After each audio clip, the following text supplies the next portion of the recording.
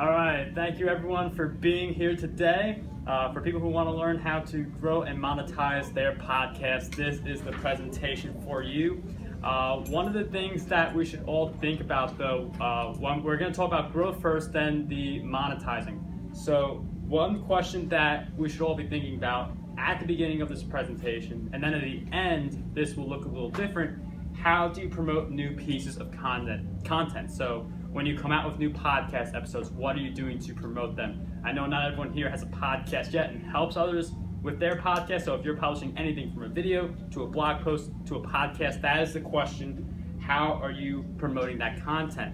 And it really taps into the fact that there's just so many different ways to promote content. We have Facebook, Twitter, Instagram, LinkedIn, and we're just talking social networks. So there's so many different platforms. You want to leverage as many of them as possible. We'll get more into the how-to in this presentation. And just to give you an idea of just the whole structure, this is going to be exactly how we cover this presentation. We're going to first talk about multiplying your content, because the more content you have, the more content you have to promote. After that, we'll talk about promoting. So we have all this content spread out. How do we make sure each of them gets a little bit of love? Then we'll talk about some podcast growth hacks. So the first two are for each episode. The podcast growth hacks are more specifically to podcasts in general. And then we're going to end with some ways that we can make money with our podcasts. So the starting point for any podcast is ideally to do a video interview. This makes the repurposing a lot more easier, and it creates a more engaging form of content. This is something I actually did later on. I did at least 300 episodes before realizing that, hey, I might want to do video. For people who, I understand, like if you're camera shy, because that was definitely me in the beginning, there's this really great resource called repurpose.io. And that allows you to essentially take any of your recorded audio. So you can even do this with existing episodes where you've just done audio, and you can literally turn it into a video just like that, where you have that background image, you see the audio playing when it's recording. And this is a video that's gotten hundreds of reviews for me and continues being getting a lot of views to this day. And notice how it's episode 213, while I've done over 300 episodes, so it's good to promote some of your older content this way on YouTube if some of your first ones were audio and now you're making the jump to video. So the starting point is video, because then distributing it gets so much easier. So these are just a few of the options you have. You could go on Facebook with your video, you can go on YouTube as we talked about, you could go on Instagram TV with the video, you could do a podcast. Granted, we're all here for podcasts, so I'm assuming we're doing that already, or know people and helping people who are doing that. So you have podcasting. Vimeo, that is one that people underestimate, because when everyone thinks about video marketing, the default option is YouTube. Everyone thinks YouTube, but Vimeo has like hundreds of millions of users and a lot less competition. I mean, it's not surprising if you find a search term with like millions of search results on YouTube, millions of videos, while maybe there's like tens of thousands of videos on Vimeo for that same search term, and we're still talking about hundreds of millions of people on that platform. So definitely underrated. And finally, training courses. So one of the things people do, they create this all-out training course about a topic. The bonus section is usually a bunch of their free content. So you could throw in your podcast episodes in there to provide more value and drive people to your podcast. So that's distribution for video, but there are certain social networks like Instagram and Pinterest where you need a picture to even play on that platform. And on other ones like Twitter and Facebook, pictures are optional, but they are so powerful for your engagement. So one of the things I do is I use quote pictures. So I'll take a really great insight from an episode and I will put it on Instagram as a quote. And the reason that there are different styles here is that I pay attention to what's working, how other people are engaging with my content, how other people are engaging with other quotes, like this kind of a style, and then I will change the look of the picture based on what the stats are telling me, the number of likes, comments, and other engagement. Now, this is a great way to promote any episode or any piece of content, but we're going to talk about this even more later. You need to have an evergreen strategy. So when it comes to something like Instagram, doing something really simple like changing the color of the text, changing the color of the background creates an entirely new picture while at the same time having the same message. So this is where one of the big mistakes people make is they do episode 1 and then they never promote episode 1 again. Or they have done 300 episodes and then they have a good episode 50, like Jeff Goins. He was on episode 50, and there's a lot of episodes where I can go back to and say these are relevant to this day, but they're from a while ago, and people forget about those episodes if you don't promote them. And as the podcast host, it's sometimes you're focused on your new stuff that you forget about your old stuff. So this is a great way to capitalize on your past content. Now, one of the final ways we could really think about multiplying our content is embedding the video and the audio. So we have a few options for this. You see this a lot in blog posts where if they embed a video there, that's going to get more engagement. And why are we even talking about blog posts and stuff like that when we're all about podcasting? The answer is that people have different ways of learning. So some people, they will only listen to podcast episodes, which is great for us. There are other people who they will only watch videos, and other people who will only read blog posts. So if you are only podcasting, you're missing out on a whole segment of your targeted audience who only learn by watching videos or who only learn by reading blog posts. And that's why we're talking about really multiplying our content across a bunch of these. So having your own blog is one. Medium and LinkedIn serve the same purpose. You embed your content there, but Medium and LinkedIn have discoverability. So people can search and they can find your content, while on your blog, that's your main hub, that's your home on the web. It's great to have that, but there's not as much discoverability as there is for something like LinkedIn or Medium. For Quora, if you use it right, can get a lot of downloads for your show, but it's more specific. So Quora, you answer people's questions. If you can find a question to answer that relates to one of your podcasts, so let's say like one of the questions I get is like, how do I publish a book? And I say, these are different ways to publish a book. And like Chandler Bolt is on this episode going more into detail about how to publish a book and different things to know about turning into a bestseller. So it's like, how can you answer the question and then connect it to an episode? That's where Quora comes in. And finally, we have the email broadcast. So if you send emails to your audience, which is essential, if you don't have an email list now, MailChimp is the easiest way to get started, free for the first 2,000 subscribers. I personally use ConvertKit right now.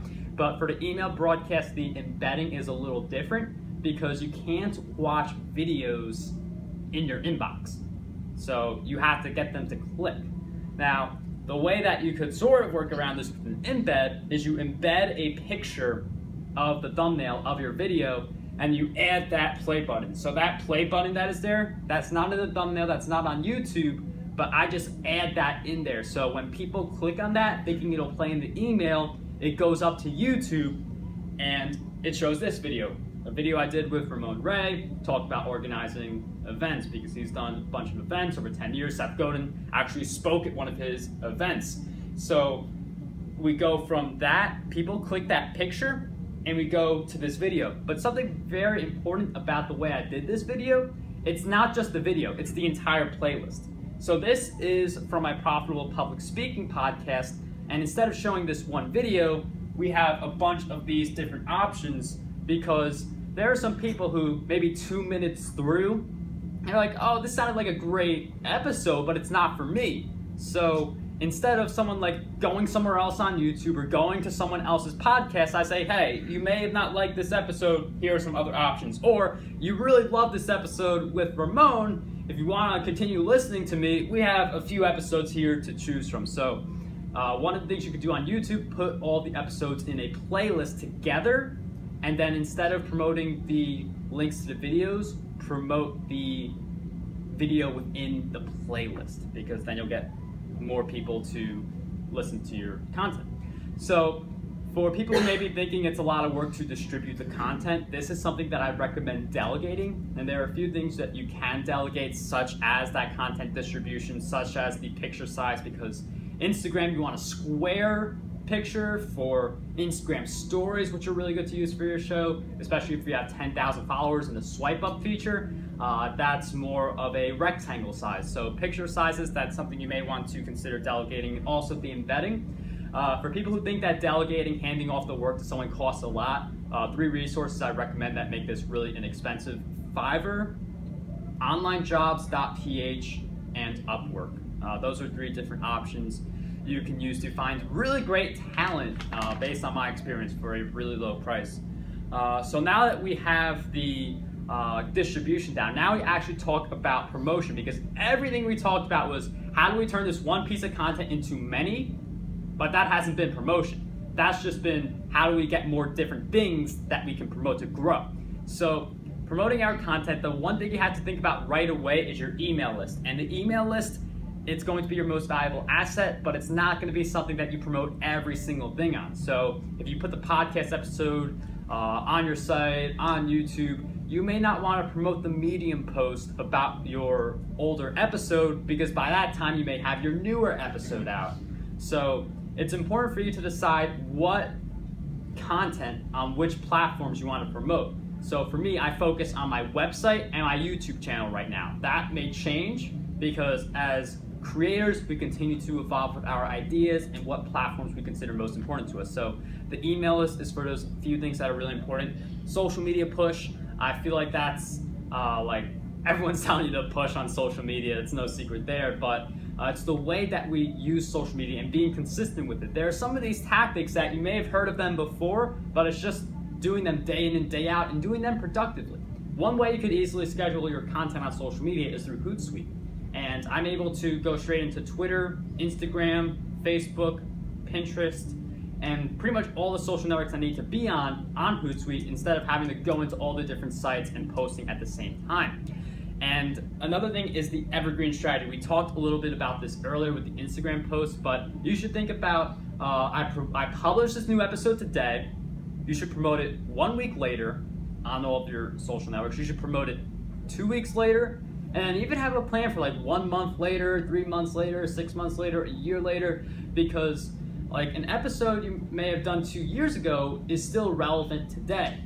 Now that's not every single episode. If you cover like current events, then the stuff that happened in 2013 may not be relevant today, but there are some episodes that we can do. We can make them evergreen topics and then continue promoting them for years to come. And finally, if you do an interview-based show, this is really important to do an interview-based, because I feel like you get a lot more visibility with this, because you could reach out to the guest and say, hey, my episode is live. I've even heard of some podcast hosts who they will interview 3 to 5 people in the same episode, just so that there are more people to promote that episode when it comes live. And for people, I mean, one of the big issues with reaching out to guests is that you have to remember. And I used to use like those like default inbox that you get from Apple to email people. The issue is sometimes it'll be like 5 days later, and I'll be like, oh, your episode came out 5 days later, and that's a little late. So what you can do instead is schedule the emails out. I know Gmail does this. I use Spark for Mac. That's a thing you can install, and it basically allows you to schedule emails. So if I know like on, let's say, July 2nd, some new episode comes out, I could schedule the email right now and say to that person, hey, your episode is live, and it comes out on July 2nd at the time that the episode is, it corresponds to when the episode is supposed to come out. So scheduling emails there is really important. For podcast growth, there are a few different things that we can do. One of the things, and we'll get into sponsorships later from a make money standpoint, but you could do sponsorship swaps. So one of the things that is interesting about this is you can find podcasters who have a similar topic and say, hey, I'll give you a 30-second mid-roll and you give me one in return. A 30-second mid-roll is basically in the middle of your podcast, you talk about someone's show or something for 30 seconds. So let's say I reach out to a business podcast, and I do this enough times where I do 3 episodes per week, so I promote 3 podcasts per week. Those 3 podcasts promote me each week. And the great thing about this is I do episodes Monday, Wednesday, and Friday, but there are gaps. So Tuesday, Thursday, Saturday, Sunday, I'm not there. So the podcasts who I'm partnering with, those could be the shows that fill in those gaps. So I could be reaching out to someone who comes out every Tuesday with new content. So this isn't, when people hear this, they think, oh, I'm going to lose listeners now because they're going to go to this other podcast. But we can listen to multiple podcasts, especially if, I come out with 3 episodes a week. That doesn't mean you're going to like all those 3 episodes because people have different things that they want to learn. So doing this can really help you with growing your show. Another thing is in your podcast, mention past episodes. So I've already mentioned a few in this presentation. I've mentioned Chandler Bolt, I've mentioned Jeff Goins, I mentioned Seth Godin. So notice how I'm mentioning past episodes in this presentation, and do that in your podcast. Whenever the conversation leads in that direction, mention other episodes. And finally, you can reach out to other podcast listeners and say pretty much, hey, would you be interested in listening to my show? Now, this is actually, as we mentioned earlier, there are going to be people who are looking for those gaps in time. So if a podcast comes out on, let's say Saturday, there's 6 other days, you can come through for one of those 6, or even more of those, depending on how frequently you come out with content. Regarding the how for reaching other podcast listeners, because it's not like Apple, Spotify, or Stitcher make all that stuff available to you, the best way to do it that I use is I will go to other podcasters who are really popular in my space, like Lewis House, and I will look at his tweets and see who has retweeted and who has liked his tweets that are related to his podcast episodes. Because he sends out some motivational stuff, which is really great, but you could retweet and like that without having listened to his show. So I look specifically for his tweets that are about his podcast, and I reach out to the people who like to retweet, because Twitter shows you all the people who like to retweeted something, and then I pretty much say, hey, nice to meet you. I also love Lewis's show. I'm also a podcaster, so I come out with 3 episodes per week for people who are interested in winning a business in life. This is my show. So it relates to Lewis's show because he's got a similar vibe based on what he produces. And there have been people who respond to this tweet, like this tweet that I send out, and people saying, oh, thank you so much for the recommendation. I'll listen to your podcast now. Or we talk about Lewis for a while, and then they end up listening to episodes on breakthrough success. So this is a really great way to tap into other people's audiences. You're not stealing listeners. Like, I'm not stealing listeners from Lewis. Like, these are people who they're going to listen to him, and then they're going to listen to me. The goal here is to be podcast number 3. What exactly do I mean by that? If I say to someone like, what podcast do you listen to? There are usually 2 that are set in stone, and that third one is a wild card. So you want to be in those conversations, the number 3 that gets mentioned. You want to be that wild card podcast that gets mentioned when people ask what shows they like. So another way to grow your podcast, we talked about the sponsorship opportunity, that cross promotion, but there's nothing quite like being on other people's podcasts and then having the ability to talk about other podcasts and bring up episodes. And if you bring up another one of your episodes on someone else's podcast, they're going to link to it in their show notes. So that's also another great way to get people to listen, because anytime some resource gets mentioned, almost every podcast host is putting that in their show notes. So now this is the part where we find shows and we pitch them. Pitching shows is basically have a one sheet that describes a bunch of things about you, potential topics you can cover, and focus on how you can provide value. Instead of the email being, oh, I would really love to be on your show, frame it around, oh, your listeners, I feel like they would really benefit from this topic that I can cover. So when it comes to finding the shows, there are 3 options I use. The first is Google.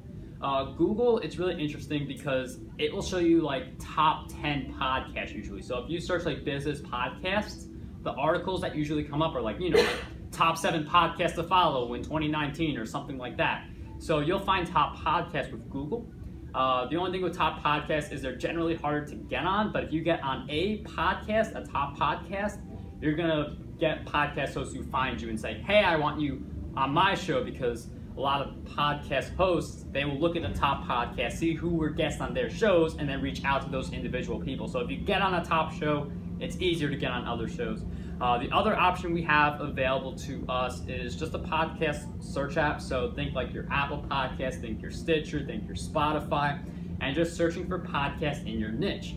So you will find some of those top podcasts also, but if you do some deeper digging, you'll find some podcasts that they're good. They're not the top podcasts, but they have small and targeted communities that you can benefit, that you can serve. And as you get on more podcasts, it is easier to get on top podcasts, because it's one thing to say, oh, I'm just a newbie starting out. It's another thing to say, hey, I've been on 50 podcasts. Do you want me on yours? So you can use stuff like Spotify, Stitcher, and Apple Podcasts to find some of those options. A third one, though, is LinkedIn. And I feel like people do not use LinkedIn enough for the potential it has.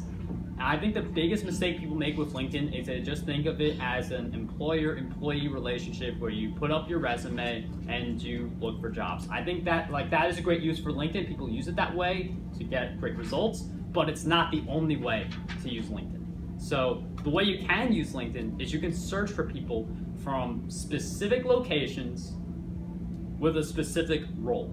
So you can search for podcast hosts on LinkedIn and find people who say they are a podcast host in their profile. And that's how I've been able to get on a lot of shows. I find people who are podcast hosts who have business-based podcasts, and then I reach out to them saying, hey, I provide this kind of value. I think your listeners will benefit from it. Do you want to have me as a guest on your show? So that is a really great way, LinkedIn, to find people. And it doesn't just apply to podcast hosts, like any role you could think of that you're looking for, someone you want to reach out to, by location, you can use LinkedIn to find those people. And now we're going to finally talk about making money with your podcast, because it's great to get all these people listening to your show, but for my blog, I had 150,000 people who visited it. Great promotion, really great number, but I had no monetization. I wasn't making money with it because I had no way to make money with it. I was just thinking about audience, and I had no way to make money or grow my email list. So it's important to have this in your mind also. Now, we are going to get sponsorships. Like, this is more of a let's get it over with, because everybody, when they hear make money with podcasts, they hear this word sponsorships. So sponsorships at the end of the day boil down to how many downloads do you have, what's your reach. And there are special exceptions. If you are a local podcast, you don't need as many numbers. You just need a targeted community, because local businesses, they understand they're going for a smaller audience. That's just a side note. Like, local podcasts are starting to become a bit more popular, but for the majority of us, it comes down to downloads and reach. Now, regarding how do we find sponsors, one of the best ways to do this is to find bigger podcasts and see who is sponsoring them. Because it's one thing to reach out to companies and hope they sponsor podcasts. It's something different to reach out to a company who has sponsored podcasts in the past. So the first sponsor I got for my show, Breakthrough Success, was Skillshare. The reason I reached out to Skillshare is not only am I an instructor on Skillshare who's created a ton of courses there, but I saw Skillshare sponsors other shows in my space. So I knew that by reaching out to them, I was reaching out to someone who knew the game of podcast sponsorships versus someone who I'd have to explain it to, or wouldn't be as open to the idea as someone who is an active player in that space. So look for other big podcasts in your space and see who are sponsoring those and reach out to those people. Even if you don't have the numbers yet, it is good to build the relationship, because the first time I reached out to Skillshare, they said no. But then I built up my numbers and I turned Breakthrough Success into a radio show, and then they came and they wanted to be a sponsor for a show. So even if you don't have the numbers yet, build these relationships right now. Another great resource is Fiverr. This one's interesting because it's one of those, Fiverr takes a 20% cut on all the sales you make. That's just the way they roll. And you're gonna have to drive some initial people to it. But if you get enough momentum on Fiverr, there are going to be people who search like podcast sponsor, and then you are going to come up. So Fiverr, they take that cut, but they have the discoverability factor where it's possible for people to discover it versus you having to reach out to companies saying, would you be interested in sponsoring my show? And finally, with sponsorships, it's just a matter of getting creative, because depending on what your show is about, you can find an opportunity to welcome a sponsor where a traditional podcast couldn't. So one of the things I like to do is I always mention on my podcast, like, your habits make or break you. One of my favorite habits is learning. I like to read a lot of books. Here is one of the books that I recommend. And in that, here's one of the books I recommend. That's where we can insert a sponsor. So based on what your show is about, you can insert sponsors at times like that where the opportunity may not be as visible. It's not like 30 seconds where you're just talking about a company or some kind of product, but it is something that fits in your show based on its structure. So that's sponsorships. That's usually something that works better if you have more visibility. Again, start those relationships now. But regardless of your size, even if you're starting from zero, this is how anyone can make money from their podcast. Basically, you have a podcast, you do episodes, you get people to go from listening to your show to joining your email list, and then you promote something that in the end makes you money. We're going to walk through a few of those options. One of those is a targeted free offer. So Profitable Podcasting Summit, that is an evergreen summit that I sometimes promote on the show. Also with this presentation being about podcasting, I thought I would mention this as the example because I have another summit called the Wealthy Author Summit, but this is more targeted. So the more offers you have available, the more targeted you can get because there are going to be guests who cover different topics on your show. So if this summit was the only thing I had and the guest on my show is talking about, let's say, blogging, it's harder to make that connection to this offer and than it is if I, in my case, have another offer that I can readily promote that is more connected to blogging. So targeted free offer, that's one option. Another option is a targeted webinar. Now, you see some people, they will get you with a targeted free offer. They will get you on their email list. They'll communicate with you, provide that value, and then they lead into the targeted webinar. Some people lead you straight into the webinar. In many cases, that is an evergreen webinar, but you can do a webinar about your topic, and then during that webinar towards the end, promote a product. In my case, I promote the Content Marketing Plaza. That's my course. Or you could promote coaching or services or a done for you and have people jump on a depending on how you want to do it, 20 to 60 minute conversation with you to talk about your services. Another thing you could do with your podcast is promote inexpensive products. So in this case, I like to promote some of my books.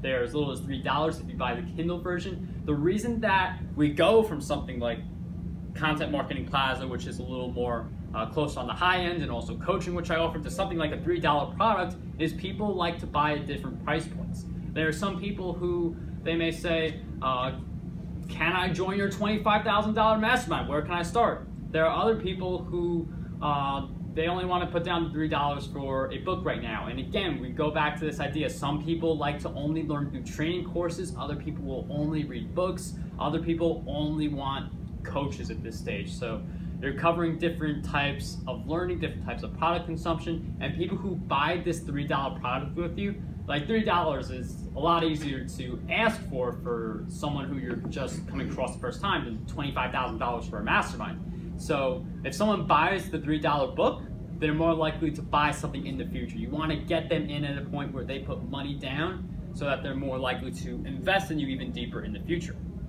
And finally, we have affiliate products.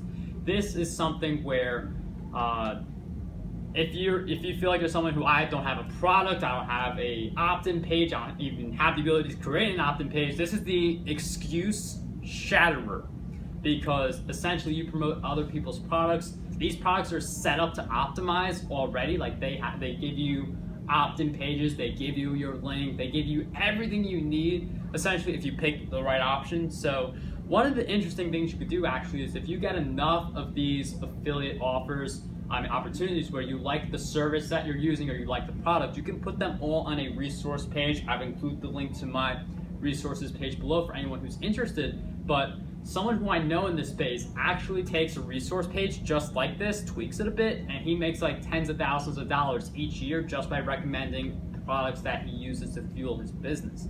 Now, one of the ways he does that, Teachable, stuff like that, they give you a monthly recurring commission. So it's not like you make the sale once and then you gotta make another sale to make the same amount of money. With Teachable or some of these other affiliate options, if you make 10 sales, you continue making that same recurring income each month. So that's an easy way to scale up your affiliate marketing income. And just to give you an idea about making money with a podcast, because podcasting, it is an investment. You're investing a lot of time. You may be investing in an editor. You're definitely investing in something like Libsyn, which is what I use. I know there are a lot of other options out there, but podcasting is a big investment, so you want to get an ROI. And the thing with podcasting is that it's not easy to track. It's not like you set up this Facebook ad, you put on this pixel, you are able to track all your sales and to like the dollar per conversion. That's not what podcasting is. Podcasting is you give your listeners a lot of value, they listen to a bunch of your episodes, and then there's this point where after enough touches, they buy something. And then we have this exponential growth because, again, someone who buys your $3 book may end up buying your $200 training course, or may join your coaching, or may do the done-for-you service. So that's where we get the exponential, but that's only after enough touches. And what I mean by touch in this case is someone listens to your podcast episode, that's one touch. Someone goes on your Instagram and sees your picture about your podcast, that's another touch. Someone goes on Facebook and sees your story. Someone goes on Twitter, someone goes on Medium, someone goes on YouTube. All these different platforms you're putting your content on, you're getting people to trust you more. And the more that trust builds, the more likely they are to buy one of your products. Now, there are going to be some listeners who they literally take an entire year before they buy anything from you, but then once that year passes and they buy something, you'll see them come up again and again and again. I've paid attention a lot more lately to who's buying like the different things that I promote, and I can see there are a small amount of people, I'd say 1% of people on my email list who are buying like I'd say 90% of the things that I'm offering. So sometimes it could be that one person who really attributes to that whole curve for making money with a podcast. Now, one of the things that I know not everyone has a podcast here, so on my YouTube channel, I have a video launcher podcast 2019 and beyond. I walk through Libsyn, that's my YouTube channel over there. I frequently give away $50 Amazon gift cards for each subscriber milestone we hit. So when we hit 4,000 subscribers, we're giving one away. When we hit 5,000 subscribers, we're giving another one away, and it keeps on compounding. So if you have a compounding giveaway like this is actually a really great way to grow your YouTube channel. I've seen a big growth in subscribers ever since I made that Amazon gift card giveaway thing public. My two podcasts are Breakthrough Success and Profitable Public Speaking. You can find them in all the usual places. Apple Podcasts, Spotify, Stitcher, all of those. And for anyone who has additional questions for me and wants to discuss how it could possibly work together, or anything like that, I have a lot of slots available for my 20-minute strategy call at marcguberti.com/strategy. So at this point, we are done. That's the presentation. If anyone has any questions, I'm definitely happy to take them for a Q&A right now. Yeah, I actually have a question about that in particular, your promotion. Do you find that you get subscribers because of that, and then do they ever come back again? Good question, and that is something that I thought about, because I know some people, like, they promote the Amazon thing, who doesn't want an Amazon thing, and then they go away. What I do is I ask people to subscribe and leave a comment, because I will go through the comments and then I'll say, congratulations, you've won, and gotta make sure the person subscribes to the channel. So the idea is that you're getting comments, you're getting engagement, and that's going to put your videos in front of more of the right people. And in my experience, the percentage of minutes watched for my subscribers is actually growing, because on YouTube you get to see like the percentage of minutes watched from people who are not subscribed versus who are subscribed, and I've noticed that subscribed minutes watched is growing for me. So especially if you're clear on like what your channel provides before the Amazon gift card, that's a good way to grow your audience without it being just the big number.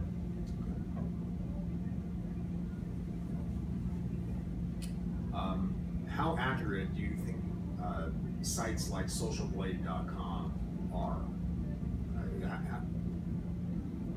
I would say for the most part they're pretty accurate. I've actually looked to see like my own stats there and other people's stats, and I actually look at them in like real time, like not 24/7, but like, you know, like every few hours on and off. They're pretty accurate. I'd say for me, maybe they're like 6 hours off, where it's like if I gain like 25 subscribers on like today and tomorrow, it might show something like 28 subscribers on this day, 22 subscribers on the other day. But in my opinion, it averages out based on what I've seen and gives you a good end result. What are your thoughts on merchandise and Patreon? So, Patreon, my thinking on that is I feel like it's great for some people. The issue with Patreon is it's hard. I feel like there's like some kind of learning curve to like actually donating on Patreon. If you want to do donations, I would honestly recommend just like having a PayPal button set on your website, doing it yourself, because it's not too hard to set up a PayPal button, and you don't get the fees and stuff like that taken away from you from Patreon. So that's my opinion on that. Regarding merchandise, I mean, I represent my own brand, and I feel like this is just very easy. Like, I walk around with a cap and people see it. For merchandise, is like selling it. I have not done that yet, but it is an avenue that I am looking at. So that's something where I would have to reach out to my audience, see if they're interested in it, and then if enough people say yes, start offering it. One thing you can do is, like if someone becomes one of your clients or something like that, where they're already paying you a lot of money each month and they buy your training course, you could throw in like a free shirt or a free cap or a free something, so that it reminds them to keep watching the training course, to keep working with you. But you know, if someone's walking around with a cap like this, like they're promoting your brand for you.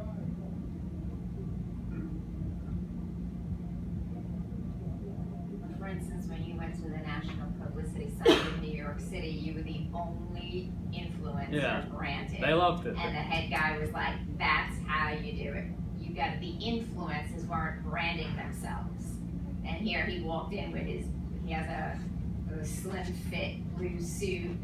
He had a hat that matches the suit and a cute little pin that he wears on his lapel. So as far as merchandising, I don't know if you were thinking about you branding yourself or selling it, but definitely you want to brand yourself. And then, you know, ask the audience. You know, you could even show a few things. There's so many ways you could make merchandise without the initial investment. So with ours, I'm writing a book about our personal experiences with paranormal and that kind of stuff. And so what would you think about this idea insofar as that we can offer a discount on the book once it's published, but we'll announce the discount code deep inside the show, so that they have to listen to the podcast or the video in order to get it. Yeah, that's a good idea, because I would mention that like right at the beginning, be like, hello, welcome to the show. We have a really exciting announcement, new book coming out. We have a discount code. We're going to throw that later in the episode.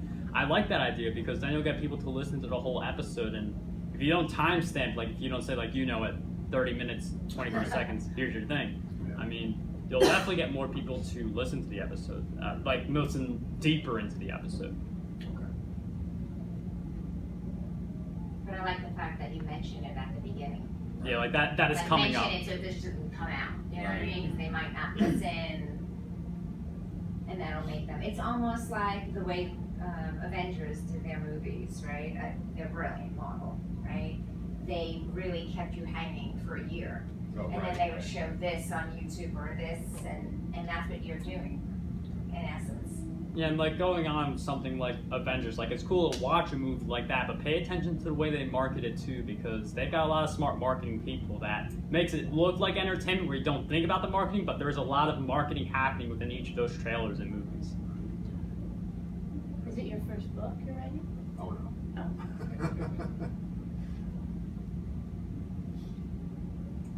Do you guys have your own podcast yet? No, but some of our clients do, and we're just trying to help them grow it. Okay. Yeah. And what is like the industry that you're in, or like? Direct sales, network marketing, coaching. So a lot of our clients are those kind of people. Okay, so they need kind of like the consulting and the partnership. Yeah. I think the best is to have your own podcast so you can teach others. It's almost like saying, here's how to swim, but not swim. Yeah. So it's at a disadvantage in a way, you know? Makes sense. And then once you start, if you have a passion for it, that will come out of you to them. And if you start a podcast and you interview people, one of the things you should do is interview people who might be potential clients. So, I mean, my first podcasting coach, like the way that started was I had him on my show, so you could use the podcast actually as a way to get clients. And if you have a 30 to 45 minute with someone, like the way most of these interviews go, that's more time to build the relationship and kind of introduce yourself and valued your services in that episode. Makes sense. Where did all your experience come from? Like, what's your story? Just a lot of trial and error. I listened to a lot of audiobooks. I consumed a lot of knowledge, and then I just applied it one day at a time, saw how different things worked, saw how different things didn't work, and changed along the way. And it first started with the Red Sox. Yep. Started with the blog about the Red Sox because I'm a New Yorker and nobody there wants to hear "Let's Go Red Sox." So the blogging community is how I got started. We did the same thing when we started. We first had a different channel, and we were doing every subject imaginable. We were talking politics in the beginning, doing movie reviews, talking about this supernatural. So we had a little bit of everything. You never knew what was coming up on each show. Right. And we were growing really, really slow, and we were getting some hits, mostly on the paranormal stuff. So we decided to rebrand. And like I said, trial and error. We found out that if we just talk about the supernatural and paranormal and the weird, strange stuff, we had better following than if we were all over the board. Yeah, that's a really great strategy. I think that's really tough to have a variety podcast. I think the only person who gets away with that is Joe Rogan, really, because he talks about everything from sports to UFOs. Right. So, He's also Joe Rogan. exactly. Yeah.